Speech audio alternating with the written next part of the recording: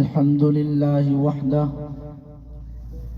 والصلاة والسلام على من لا نبي بعده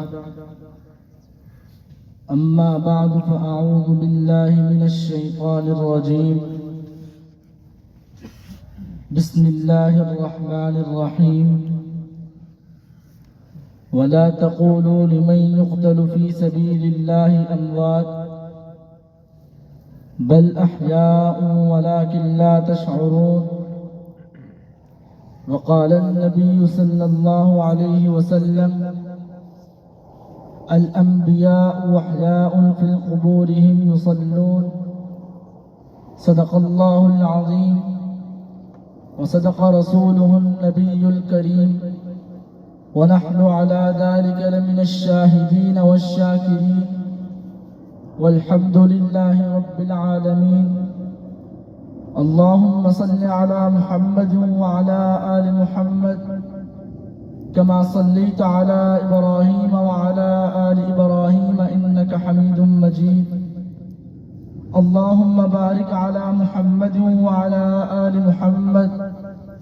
كما باركت على إبراهيم وعلى آل إبراهيم إنك حميد مجيد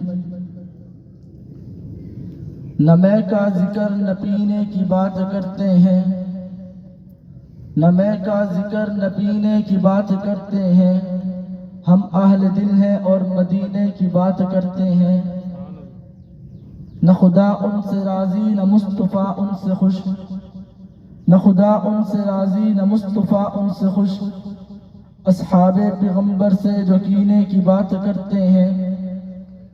مردہ دل ہیں جو قائل نہیں حیات پاک کے مردہ دل ہیں جو قائل نہیں حیات پاک کے ہم زندہ دل ہیں اور جینے کی بات کرتے ہیں معزز سامعین محترم مسلک اہل سنت والجماعت احناف دیوبند سے تعلق رکھنے والے غیرت مند غیور نوجوان مسلمان دوستوں اور بھائیوں السلام علیکم ورحمۃ اللہ وبرکاتہ۔ آج میں آپ حضرات کے سامنے جس موضوع پر لب کشائی کرنے کی جسارت کر رہا ہوں وہ ہے عقیدہ حیات النبی۔ سامعین محترم، یہ موضوع اتنا گہرا موضوع ہے کہ ہزاروں سیرت نگاروں نے اس موضوع میں غوطہ لگا کر قلم برسائی کی، لیکن آخر میں کہنے پر مجبور ہو گئے۔ تھکی ہے فکر رساں مدح باقی ہے، قلم ہے آبلا پا مدح باقی ہے، ورق تمام ہوا مدح باقی ہے، تمام عمر لکھا مدح باقی ہے۔ میں بھی آج سیرت کے پہلوؤں میں سے ایک پہلو پر بات کروں گا۔ توجہ رکھنا،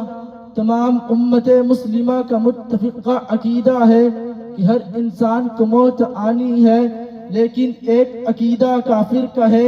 ایک عقیدہ مسلمان کا ہے۔ اس لیے تو رب کائنات نے قرآن مجید میں ارشاد فرمایا، اٹھائیے پارہ نمبر 4 سورہ آل عمران آیت نمبر 169 پر رب کائنات ارشاد فرماتے ہیں کل نفس ذائقۃ الموت، ہر نفس موت کا ذائقہ چکھے گا، چکھنے میں دوام نہیں بلکہ آن ہوتا ہے۔ کافر کہتا ہے اختتام زندگی ہے، مسلمان کہتا ہے انتقال زندگی ہے۔ اس لیے تو رب کائنات نے قرآن مجید میں ارشاد فرمایا، اٹھائیے پارہ نمبر 30 سورۃ البروج کی آیت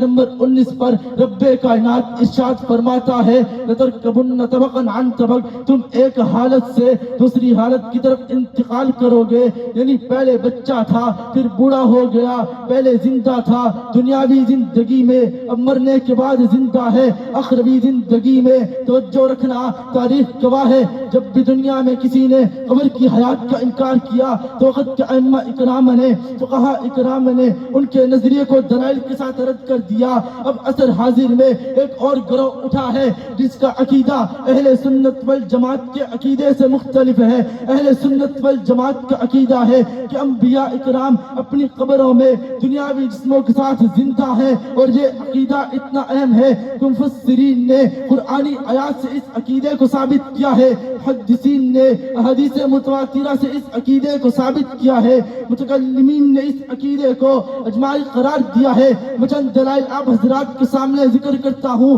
دلیل نمبر 1، رب کائنات نے قرآن مجید میں ارشاد فرمایا، اٹھائیے پارہ نمبر 2 سورہ بقرہ آیت نمبر 156 پہ رب کائنات ارشاد فرماتے ہیں، وَلَا تَقُولُوا لِمَنْ يُقْتَلْ فِي سَبِيلِ اللَّهِ أَمْوَاتٌ بَلْ أَحْيَاءٌ وَلَكِنْ لَا تَشْعُرُونَ۔ قاضی ثناء اللہ پانی پتی اس آیت مبارکہ کی تفسیر میں لکھتے ہیں کہ جس طرح یہ آیت مبارکہ شہید کی حیات کی دلیل ہے، اسی طرح نبوت کی حیات کی بھی دلیل ہے۔ دلیل نمبر 2، حضور علیہ السلام کا فرمان ہے، مررت علی قبر موسیٰ لیلۃ اسری بی، میں معراج کی رات موسیٰ علیہ السلام کی قبر پر گزرا، عند الکشف الاحمر وهو يصلي قائم فی قبر، موسیٰ علیہ السلام سرخ ٹیلے کے قریب نماز پڑھ رہے تھے۔ دلیل نمبر 3، حضرت انس کی روایت ہے، حضور علیہ السلام نے فرمایا، الانبیاء احیاء فی قبورہم یصلون، انبیاء اپنی قبروں میں زندہ ہیں اور نمازیں پڑھتے ہیں۔ سوال کرنے والا سوال کرتا ہے، یہ حدیث تو ضعیف ہے۔